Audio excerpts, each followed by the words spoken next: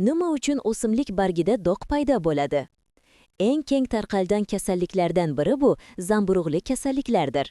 Namlik, harorat, noto'g'ri sharoitda zamburug' tez ko'payadi. Barvaqt aniqlansa, fungitsid preparatlari yordam beradi. Bakterial kasalliklar.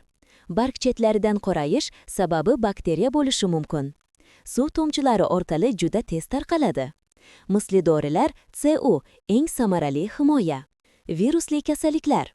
Barg naqshli bo'lib qolsa, bu virus bo'lishi mumkin. Virusni davolab bo'lmaydi, faqat profilaktika, ya'ni oldini olish zarur. Zararkunandalarga qarshi kurash ham zarur, sababi zararkunandalar kasallik tashuvchisi hamdir. Asosiy himoya. Agromaslahat. Har kuni yangi maslahat. Ko'proq agromaslahatlar uchun obuna bo'ling.